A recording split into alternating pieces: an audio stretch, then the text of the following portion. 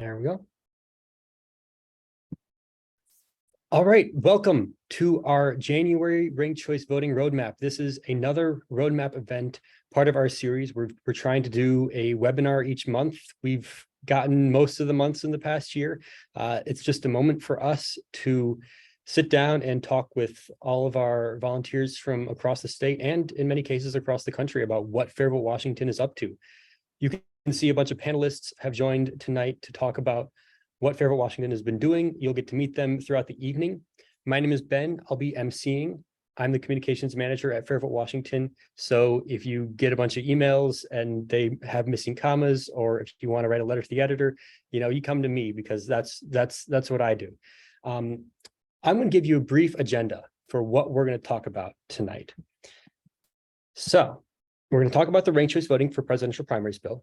That's our big highlight, but we're going to break it down by and have different guests cover different parts of it. So first things first, we'll have Stephanie Houghton, our managing director, interview a guest from Kansas about what it was actually like to vote using ranked choice voting in the 2020 presidential primary. Then I will have the pleasure of interviewing a guest who voted in the 2020 Democratic presidential primary in Washington, and things didn't quite pan out the way they necessarily hoped. Then Lisa Aro, our executive director, will give you an overview of what the ranked choice voting for presidential primaries bill is.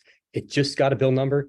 We just learned who's co-sponsoring it, so we're so excited about this bill. It will give you the opportunity to rank your choices for president. It's super great.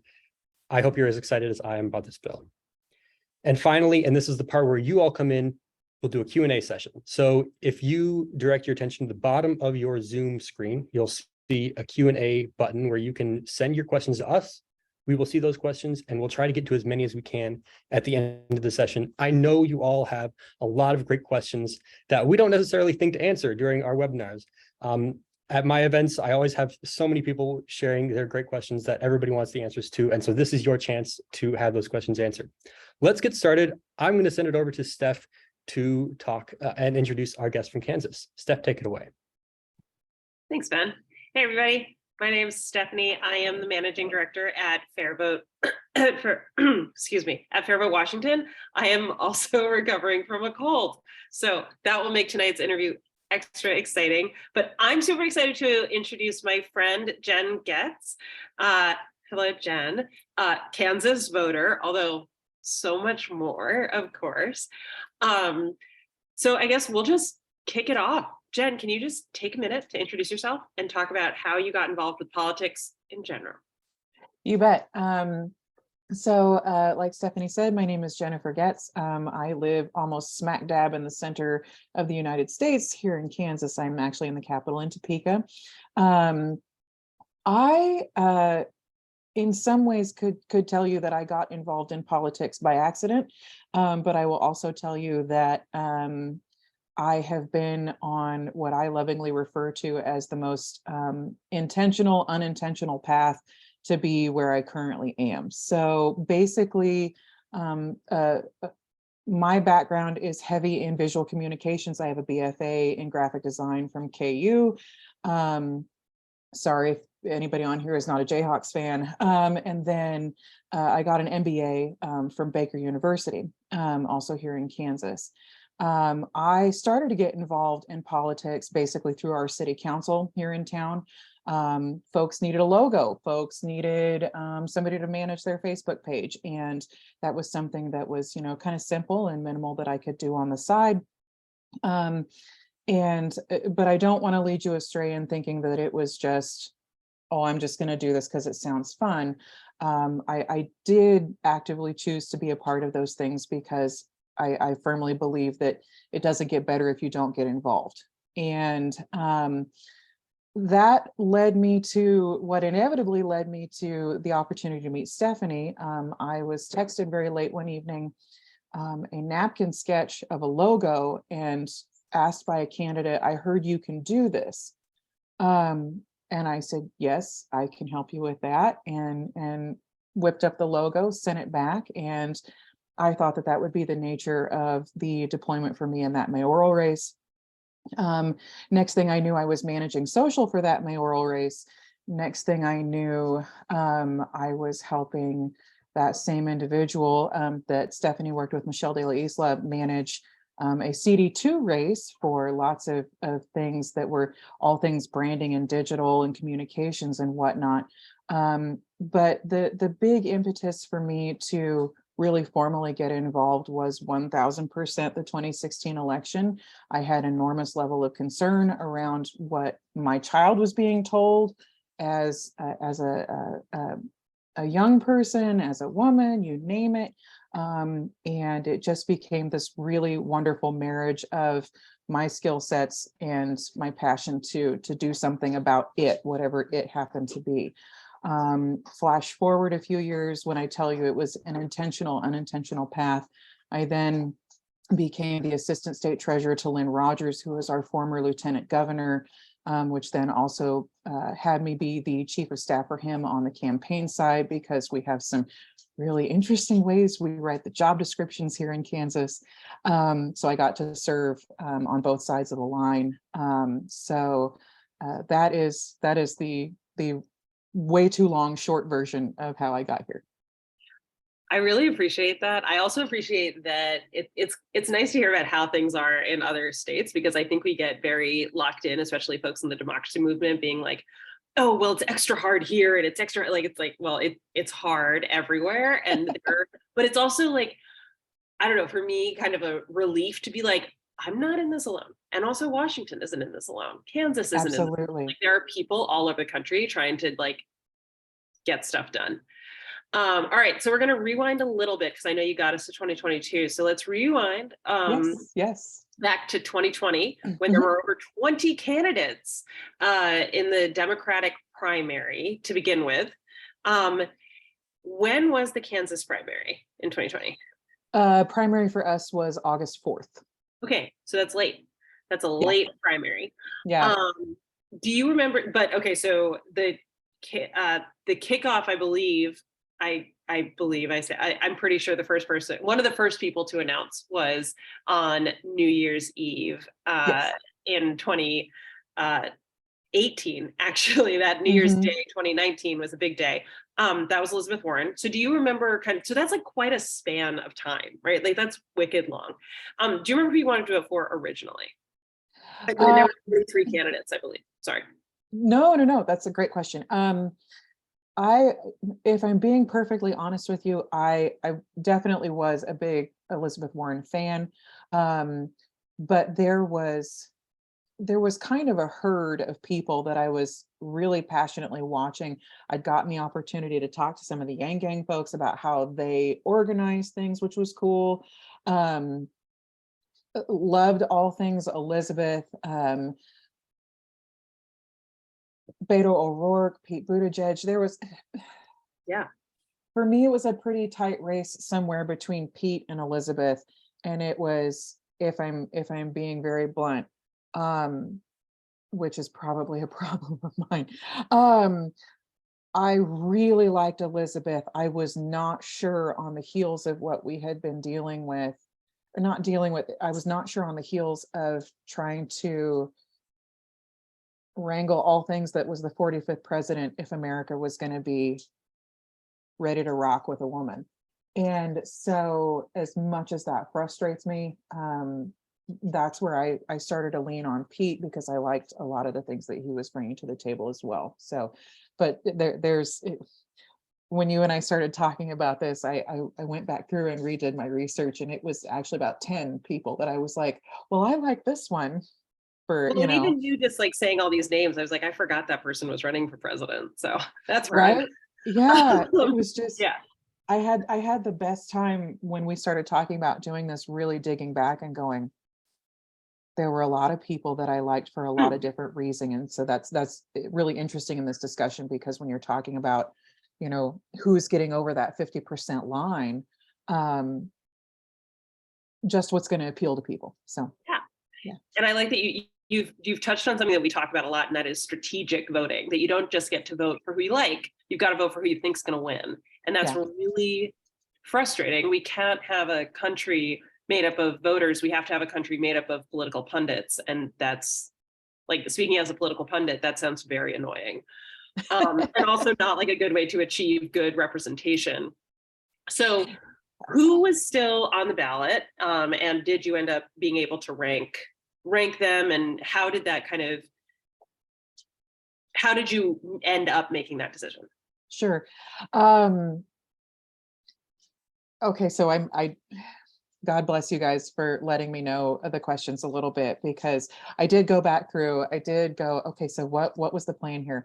And who was I interested in? Out of 1, 2, 3, 4, 5, 6, 7, 8, 9. Out of 9 candidates that I was interested in, only 2 were still viable, and that was Amy Klobuchar and Joe Biden. No. Sanders must still have been around. Well, he was around. Okay. And I could have read it wrong, but by the time we voted, I believe he was out. Okay. Either way, because we are so late. So late. But so when it came to ranking those folks, I leaned very heavy on Amy. I wanted to see a woman in the seat. I wanted to see, she had a Midwestern background. That was something that's, of course, forgive the cans in here, that was something that mattered to me, just because we can get flown over now and again. And I wanted somebody that could bring some of that middle state sensibility, if you will, to the table. I will, though, admit that as things started to shake out, and I'm very glad that Joe Biden is our president, I was, though, surprised at just the massive surge at the end that I just didn't see coming. And that's because I didn't know the numbers. I didn't know how people were, how the data was rolling in. That's on me. But it did feel like a little bit of whiplash on how much that gap grew between some of those folks. Yeah, and that can happen so fast during a primary. Like, a bunch of different states are voting at the same time, and some of them are bigger than others, and some mean more and in this way and that way. And like, again, you're getting into that analysis piece that we don't really like. So in the end, when you were able to rank your candidates, like, how were you as someone who was at that point hanging out with a bunch of Democrats? Like, how did you find that, made the party kind of feel, even if you weren't hanging out like at Democratic headquarters? Like, we've heard, like, here in Washington, like, there was tension between the Warren voters, the Klobuchar voters. There's tension between the Pete voters and the Sanders voters. Like, how did ranking like help, or did it hurt, or like, how did that, or did it not make any difference at all? Everyone was just like, nope, we've got our work cut out for us. Like, we'll just go on with our lives. That's a great question. So my take on Kansas was, you either had the Biden camp or you had the Bernie camp. And the Bernie camp was certainly more vocal. And so when it came down to that ranking for us, it was going with Biden, in the sense that we knew Obama. We had seen Biden with Obama. He had, whether you like the term or not, he had that grandpa quality that was going to calm things down. We are not typically in the state of Kansas, short of the August 2nd abortion vote, much in the way of rabble rousers. We're pretty chill. And so those were some of the things that really drew. I'm not saying the Bernie voters were wrong. I'm just saying that is where we would have pushed to demographic wise, because of the nature of some of the aspects of our state. So. Okay, cool. That's great. Those are my only questions, Jen. Is there anything that you want to, and this was not a question I prepped, so I apologize, but is there anything else you want us to know about ranked choice voting that you're just like, they would have solved this problem for me, or anything like that? I think, thank you for asking that, because there was one note that I wanted to put in there that I hadn't covered on yet. The thing that I really enjoy the most about ranked choice voting is the fact that we've lived, especially the last, let's go 8 to 10 years, with a lot of static and a lot of chatter, whether it's in the news or in our own homes about who's the best, why are they the best, why should we be voting for them.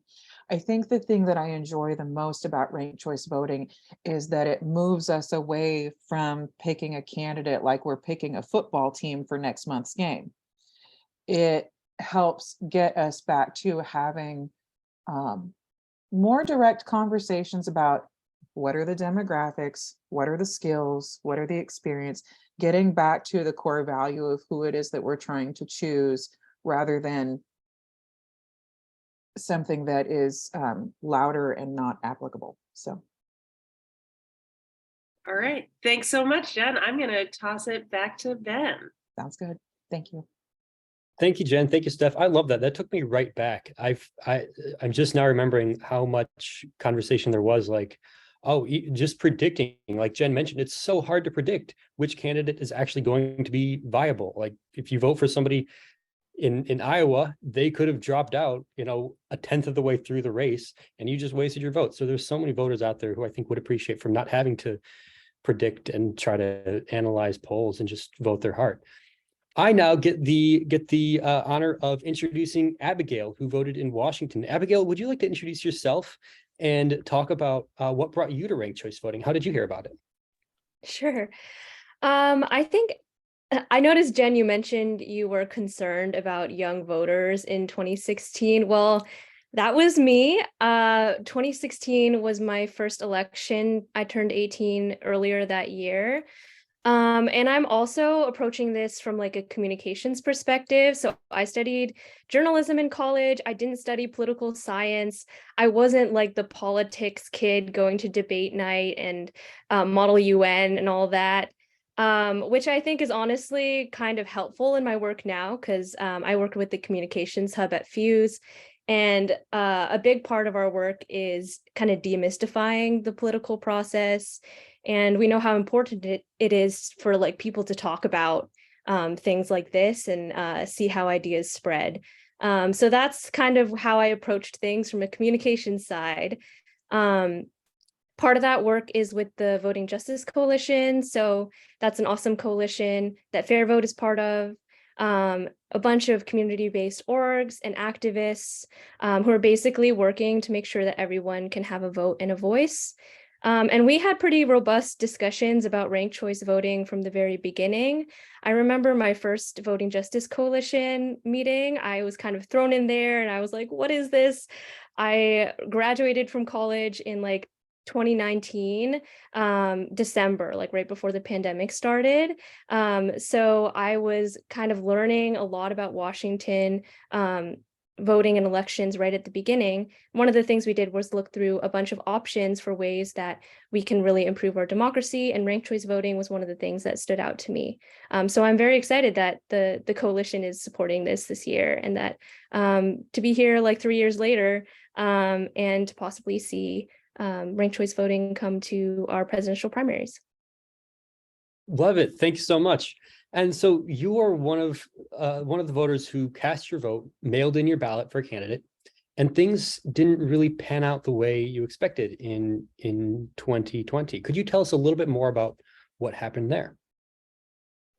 Yeah, well, 2020 was a disappointing year for a lot of reasons in general about the world.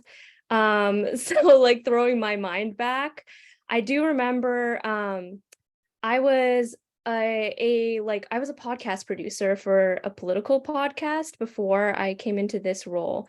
And so I wasn't like a politics person myself, but I was basically sitting in a room listening to a bunch of really smart people talk about all of the hype around like all of the candidates who were running as they visited Seattle and like started giving speeches and rallying folks. So it was kind of like sports. Like I was getting very invested in it, and I put a lot of thought into who I decided to vote for, because as we know, you only get one choice as it is now. So I burned the 2 brain cells that I had at the time. And I did vote for Elizabeth Warren, obviously, before she dropped out of the race. And then, you cast your ballot and you think you're such a good voter, like pat yourself on the back for voting early. And then they drop out before the primary day and you're like, well, can I redo it? No, you can't redo it. just your vote is released into the ether. I guess that's how it's going to be. It kind of, if I had to describe like how it felt, I don't know if you watch like RuPaul's Drag Race. This is spoilers for All Stars, but it was kind of like a Ben de la Creme situation where it's like you get really invested in a candidate, and then they remove themselves from the race even before the day hits. So I would definitely call 2020 a slightly disappointing experience for folks who were paying attention and took the time to research all of those billions of candidates. Right. Thanks. Yeah, I can imagine that that would not be ideal, especially because people tell you to mail in your ballot early. And you did exactly that. And yeah. So if the ranked choice voting for presidential primaries bill were to pass this year and be implemented in 2024, how would that change your approach to the upcoming presidential primary? Well, it would definitely, I think one of the things that you all have talked about with us in the coalition about is how it's a lot easier to vote your conscience and to vote for your true values when you don't have to choose just one and you don't have to calculate who's most likely to win. And that's something that I thought about a lot during the 2016 and 2020 elections. I have like a distinct memory of like going down the escalator in Capitol Hill Station and talking to my friend and saying, "Oh, I really love Bernie."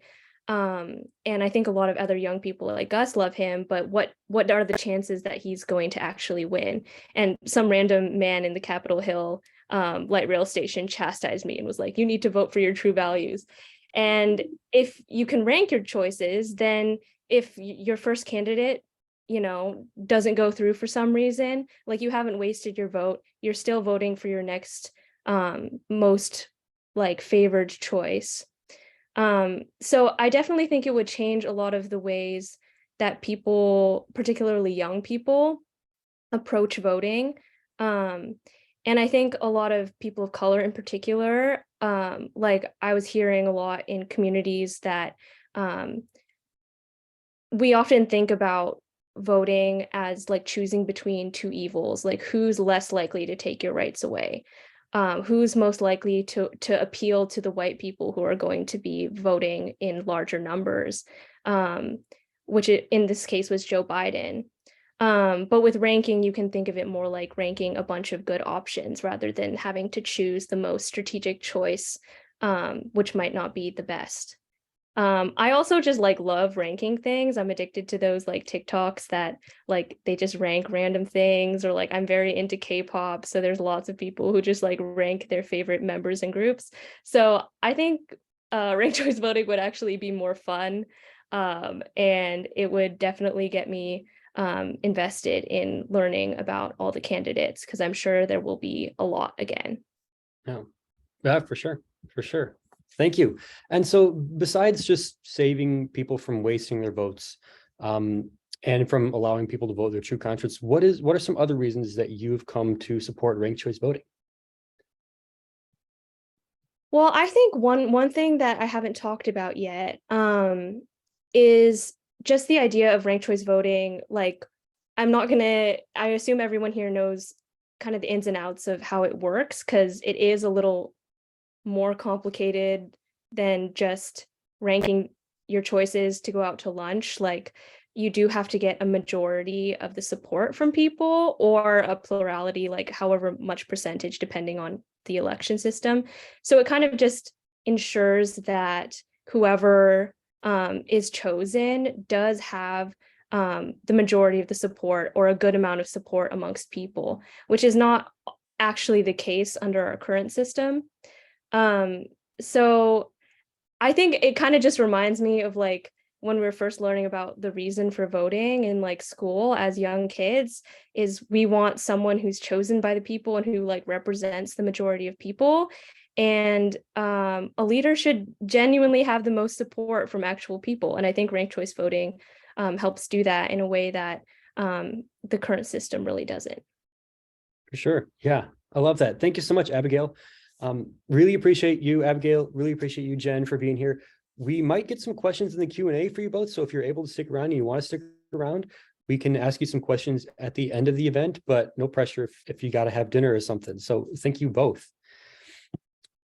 I'd now like to pass it on to whatever's next in our agenda. I have to check. It is Lisa Aero, our executive director, who's going to give you the background on this ranked choice voting for presidential primaries bill. Lisa, take it away.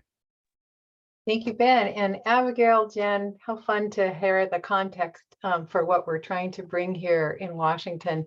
And I do want to invite my colleagues, Ben and Stephanie, to join me in laying out, some of the things high level about the bill that we had just gotten a bill number 1592, House Bill 1592, ranked choice voting for presidential primaries. We'll take a look at the bill number here in a minute, and we're going to have plenty of time for questions and answers. I see some of them already coming into the Q&A, but let's go ahead and proactively answer some of the questions you all may have. Because I just want to also say just how great it is to see so many people on this event here. Comments, so many old hands. I can see name after name of you who worked on the campaigns in Seattle, in Clark County, and in San Juan County. I see a lot of new names. I see a lot of you from other states even too. So it's an exciting moment. We have been working for a lot of years for ranked choice voting here in Washington State, as most of you know. Excuse me. And we have been working on a local options bill. You're not hearing about that tonight because 2024 is next year, folks. 1 year from now, Washington State we're going to be getting ready for that presidential primary. This is the time to work on this bill. And it's a particularly exciting moment for us because this bill has a huge problem, as you've been hearing tonight, that it solves.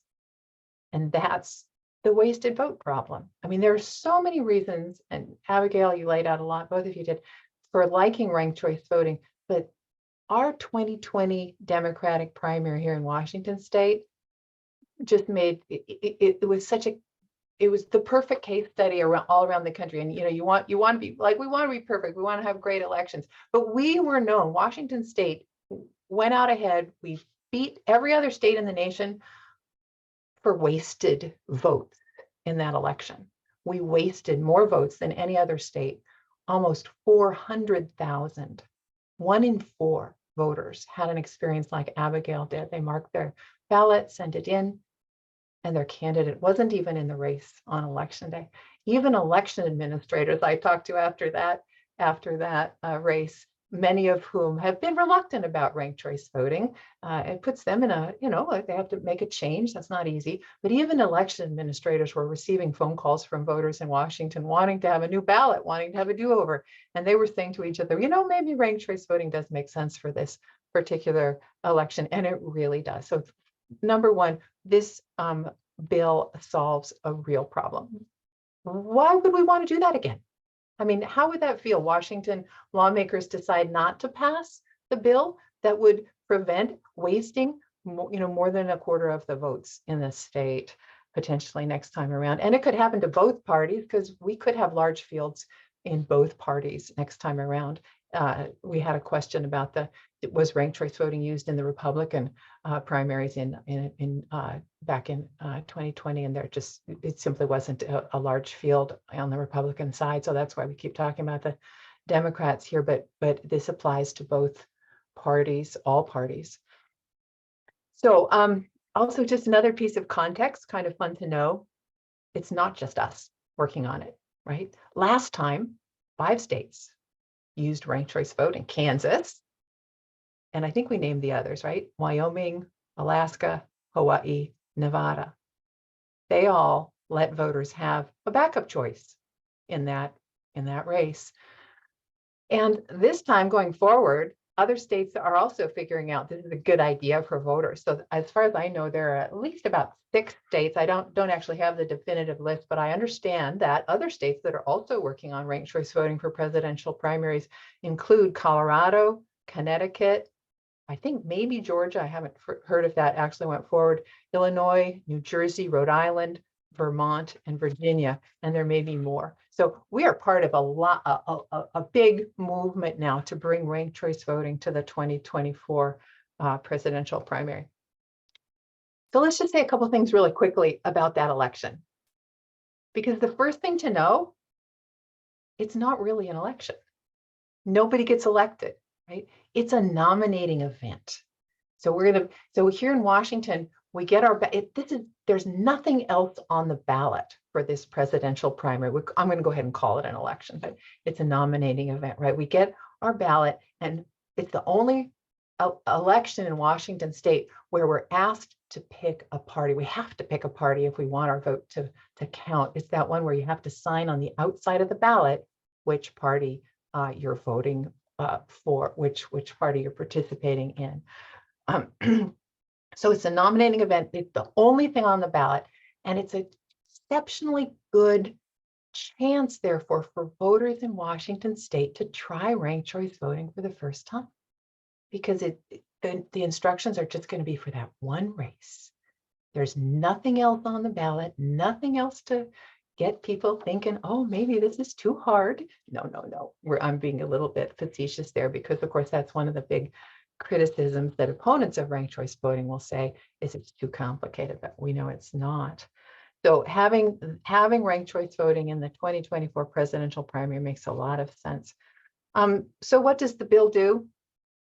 It's as simple as what you've inferred if you haven't already read the bill. It allows voters to rank their choices in the 2024 presidential primary. At least 5 rankings is what the bill specifies. Ben, I told you I'd go ahead and share a screen for, let's see if I can get that up, just what the bill page looks like. Let's see if I've got it here. There it is. And so if this is your first time looking at a bill page, if you go to ledge.wa.gov, I could make this a little bigger, maybe. Well, I'm going to go ahead and leave it for now. Then you can find your way here. This is House Bill HB 1592 concerning ranked choice voting in the presidential primary. And the first thing at the top of the page you see is this long list of names, goes on and on and on and on and on. Those are all the legislators who have signed on as sponsors of this bill, led by our prime sponsor, Rep. Charlotte Mena. And Stephanie, maybe you might want to say in the Q&A time, maybe we'll give you a chance to say a little bit more about why we're so excited about this lineup of folks. There's some heavy hitters, and we're excited about that. So where is it in the process? It's been introduced, and it's now waiting to be scheduled for its first committee, which will be its policy committee. We haven't got a date yet. It'll go up on the bill page as soon as that comes. What you can see now, most things are not available, but the original bill here is available. So if you click on that, you can actually read the bill. And this is not such a complicated bill. I encourage you to read it. It's really interesting to read that policy and how it works. Another thing I want to point out on the bill page here is where you can let your legislators know that you support this bill. So if you click on comment on this bill, I'm going to go ahead and do that. Then you're invited to enter your address. You do need to click verify district, and then you'll get a list of your legislators. So you don't even have to go look that up. It's okay if you don't know who they are. And then you enter your information. Don't forget to click here that you support the bill. And then you can put a little comment. Why do you like ranked choice voting? Maybe you are somebody like Abigail who wasted your vote last time and you don't want to do that again. Whatever you want to say, and then send in the comment. We would greatly appreciate your doing that. I'm going to stop sharing the screen. And I think that's all I had planned to say. Stephanie, Ben, anything we should be adding that I've missed? I just wanted to jump in and thank you, Sure. Lisa, for having as many tabs open as I do. Seriously, that's what I was about to say. I was like, how I can't wrap my head around that. My husband, who's on this, is going to chastise me after. Yeah. But my computer is hanging in there and not crashing. Thank you. Lisa, that was a great summary. Thank you. And I want to encourage folks, we've got a couple of questions, and I'm going to take my time answering a couple of questions. I'm going to send them over to Ben. Ben's going to ask whoever he thinks is a good panelist to answer those questions, but please keep sending them in.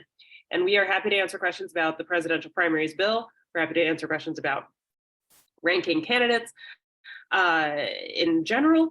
And yeah, so keep throwing them in there. The panelists are the only ones who can see the questions right now. So we are going to be choosing ones that we think a lot of folks probably have. So even if you might know the answer, ask a question anyway, so that we know to answer it for the over 80 people who are on this call right now. All right, Ben, I will toss it back to, oh, Lisa, was there more that you All wanted? finished. All finished. Oh, great, thank you. Great. All right. I get to make my organizing pitch. So what is a unique way we can help out to pass this bill? Well, there's a really cool opportunity, and we can do direct-to-camera videos in support of this bill. What does that mean? Well, if you're on a Zoom call right now, you know how to talk into a camera. If you've done a FaceTime, you know how to talk into a camera. But we can take it to the next level and make it even easier for you, actually, at our direct to camera training coming up. Let's see, I have to get the link for you all and put it in the chat. Here it is. There you go. And so now you have a mobilized link you can go to sign up for a direct to camera training that I will be running on January 26th. Wait, no, that's incorrect. That is the wrong event. I will get you the right link shortly. But what are we going to be doing at this event? Well, we're going to be making direct camera videos because these sorts of videos help show that there really are humans behind this movement. It's great to tweet at your legislators. It's great to write them emails, but if they can see the faces behind the movement, and if they can hear the stories of how you came to this came to ranked choice voting as a solution, then they're going to be even more persuaded. We can use your direct camera video for a social media post, for possibly even a digital ad if you want to go that far, or you can actually just send it into a legislator and say, hey, I didn't feel like writing an email. I recorded you a video, and this is why I support ranked choice voting. It's super easy to do. I allot an hour for these meetings, but really they only last 30 minutes because it's so quick and easy to make your video and send it in. So I really encourage you all to come join me at this workshop. It's one of my favorites to run because it's a blast, and it's kind of a new thing that, we don't always do in our day-to-day life, is kind of make this type of material that we can use in such a fun way. So please do show up. And yeah, now on to our Q&A section. So I have one question so far that I know we have to ask. This is a question from John, and I think it's a good one for Lisa. So Lisa, if we get ranked choice voting for the 2024 presidential primary, will voters be able to rank candidates from more than one party, or will they still have to pick one party's candidates? In our presidential primaries in Washington state, voters are restricted to pick one party only. And so all of their rankings do need to be within that one party. And that, again, this is a very unique election in Washington state. Otherwise, on all of our other elections, we have candidates, of course. I think most of you know, if you're out of state, you may not realize it though, so I'll say it. In Washington, all the candidates from any party appear on one ballot, and voters can vote, one party in one race and a different party in a different race. And if we were to be able to rank our candidates, we would, in Washington, be able to, in fact, my first choice is, for one party, and my second choice might be from a different party. But in this particular presidential primary, this nominating event, party rules require voters will have to stay within one party to rank the candidates. Great question, John. Thanks, Lisa. I have a question for Stephanie, who is currently sending me possibly. Stephanie, if you could talk more about the sponsors and why they're so important. Oh, right. Yes, I can. Yes. So we have first of all, we have 22 people who have sponsored this bill. That is amazing, period. That is just amazing. And I'm going to sneak in another answer. We do not have, this is not so far a bipartisan supported bill. We only have Democrats, unfortunately. And I'll come back to the Republican piece in just a second. I'm really excited about all of our sponsors. Particularly, I'm excited about our prime sponsor, Representative Mena. She is a freshman, but she has a lot of experience down in Olympia. And she's also from Pierce County. which for those of you who've been tracking ranked choice voting for a while, you all know that Pierce County, finding someone who can sponsor this bill from Pierce County is exceptionally great. And then we also have excuse me. The second is Representative Mia Gregerson, who is actually the chair of the Members of Color Caucus. So we're really excited to have her support and to get those conversations, those meetings going. And then we were also, I'd like to say lucky enough, but we worked hard enough to get Representative Joe Fitzgibbon, the majority leader, and also Representative Alex Rammel, the majority whip, on board. So those are just 4 people. I could sit here and talk about the other 18 for a while, but we only have 17 minutes left in this meeting. So all of them are really excited, but it's also, for me, that list is like quite a spectrum. Maybe there aren't Republicans on it, but it's still quite a spectrum of Democrats, and they're from all over the state. So I think that's really great. And as far as Republicans reaching out to Republicans, and I know we've gotten a couple of questions in the chat, so I just want to kind of talk about that for a second. We're trying our best. We're trying our best to reach out to Republicans. I think for those of you who have been keeping track of this for a while, as you know, the state of Alaska used ranked choice voting in all of their elections in 2022.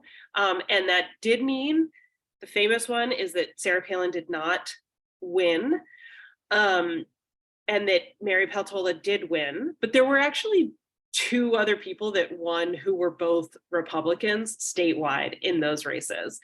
They didn't get the headlines, but Lisa Murkowski won in a ranked choice voting election last year.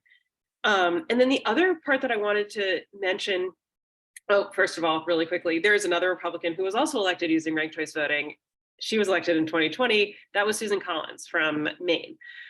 So this is actually, it actually is a nonpartisan, it works for both parties. I just want to come out and say that. The other thing that I want to point out is in Virginia, the Republicans used it in their primary for governor, and then they were able to go ahead and win the governor's race.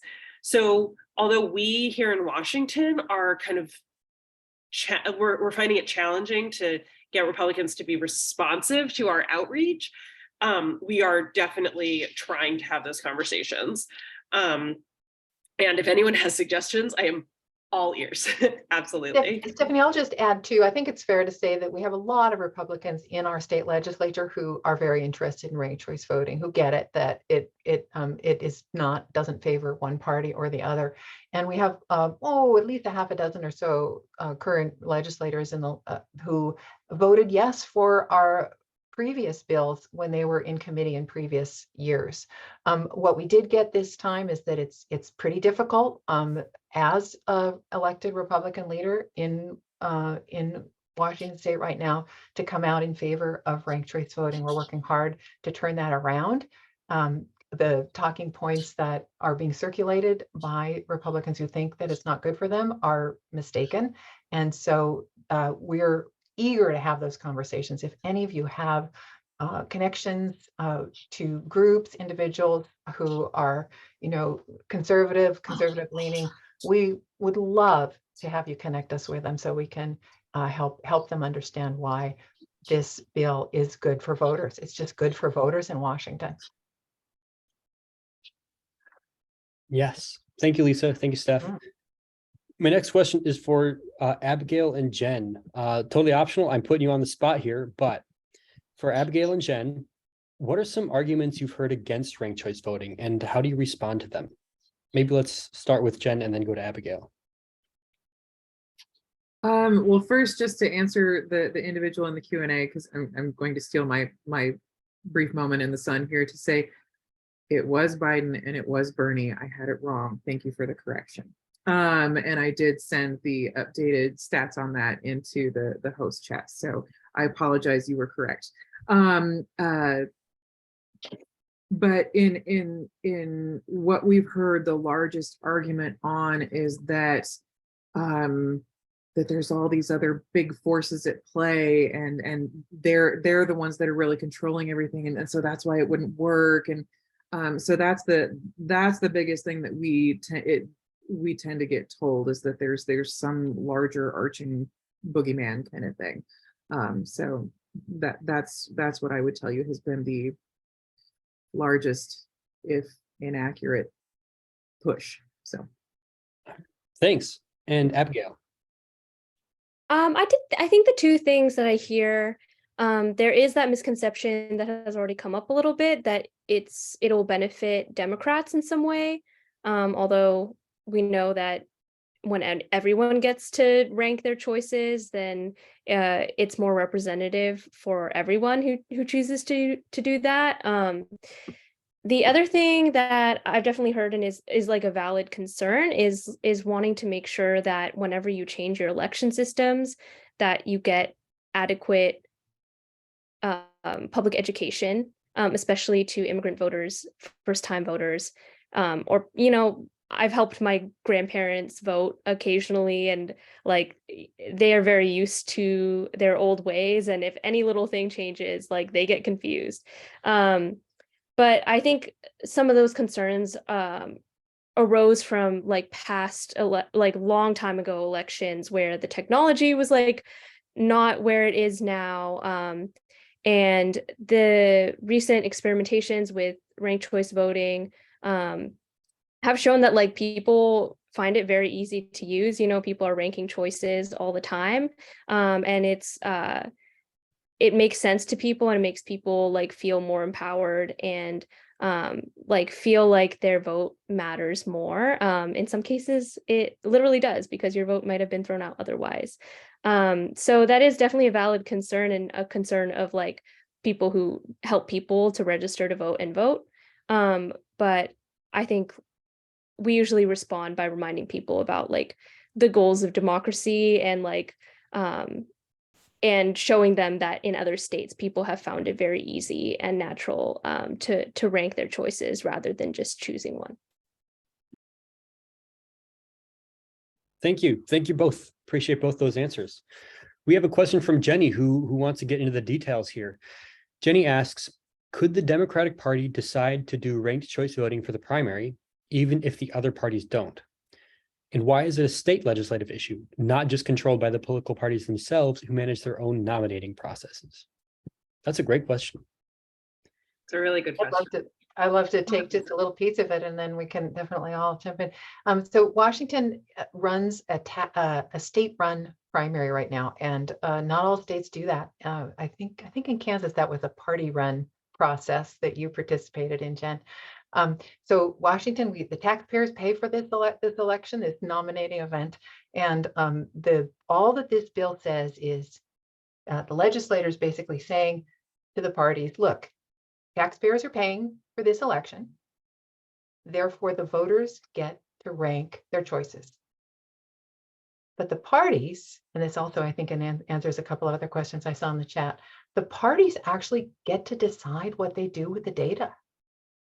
If they don't want to consider the second and third choices and so on, they don't have to. There's nothing in the bill that mandates how the parties use the data, only that the voters would be given a ballot where they can rank their backup choices if they want to. And again, remember, when you cast a ranked ballot as a voter, you can always just vote for one like you always have. Ranking is never required. It just is there if you want to list your backup choices.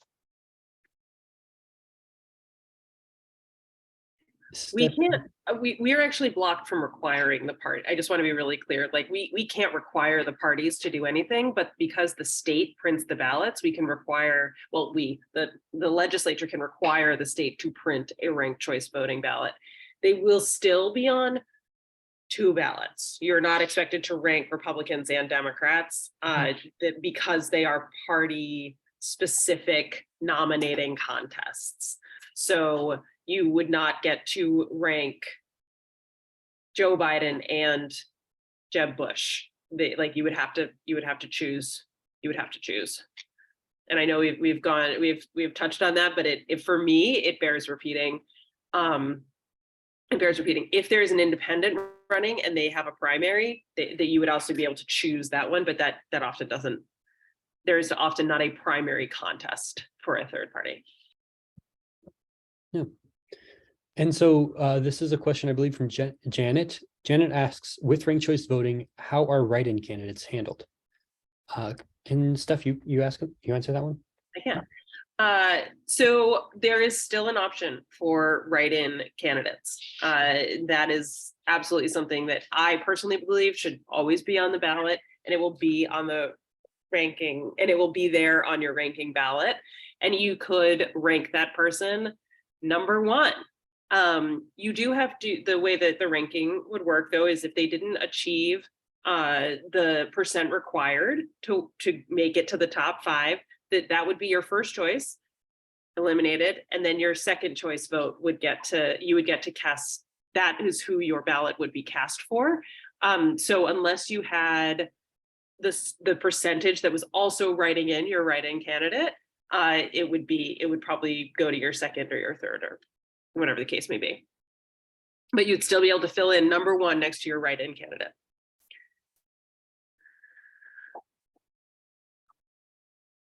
Ben, you're muted. I don't know if you're trying to ask more questions. I am indeed trying to ask more questions. Thank you. A question from Jane. Last Fairville, Washington call I participated on emphasized focus on getting local endorsements. Is this no longer the case? Lisa, would you like to take that one? We absolutely are looking for endorsements, and local and statewide, and we'll take them nationally too. Any endorsement, and I think we should send that material, a link to the form, perhaps out after the webinar, huh? Stephanie, you're really the master of the endorsements. Does that sound right? Yeah, I'll take any that I can get. We are happy Absolutely. to have them. Great.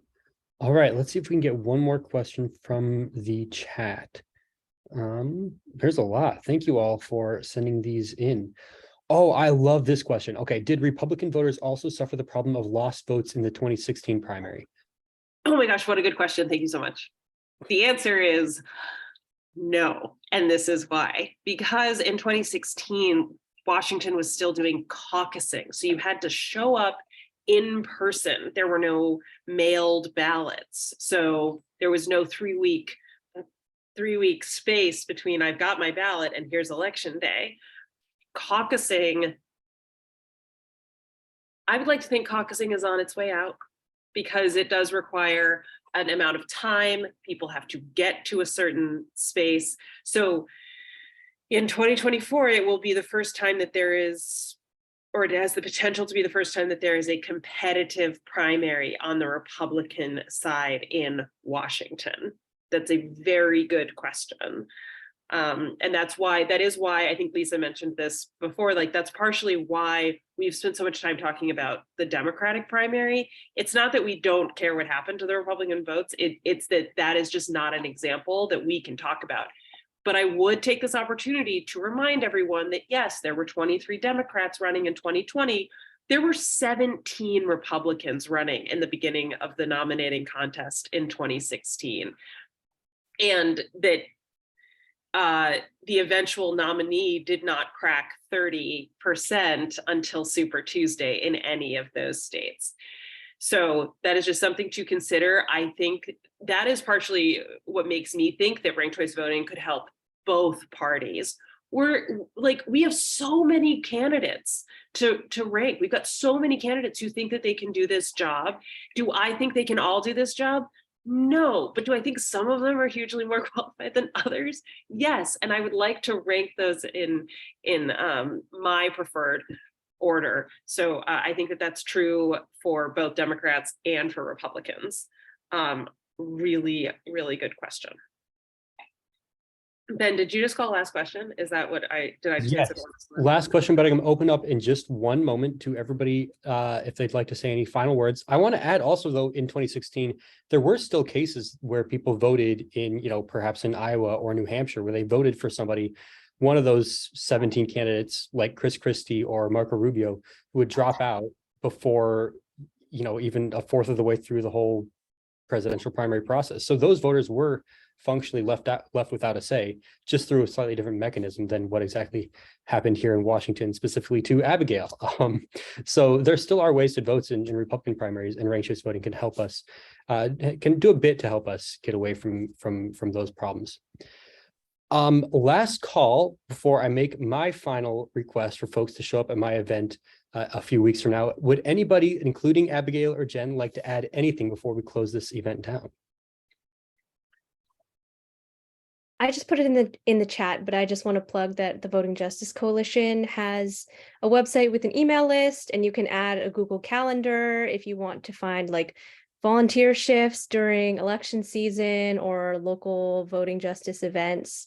And we're also at Wall Voting Justice on Twitter, Facebook, and Instagram. So you can follow if you want easy actions for, I think we have 6 priority bills that include the ranked choice voting bill, but there's also a lot of other cool stuff in there, like removing the driver's license requirement for online voter registration, and increasing access in jails, and a bunch of other cool things that if you follow us, we'll send you actions and post a bunch of stuff that you can reshare, because we know that things are only going to spread as far as we share them. So I really appreciate you all having me here tonight.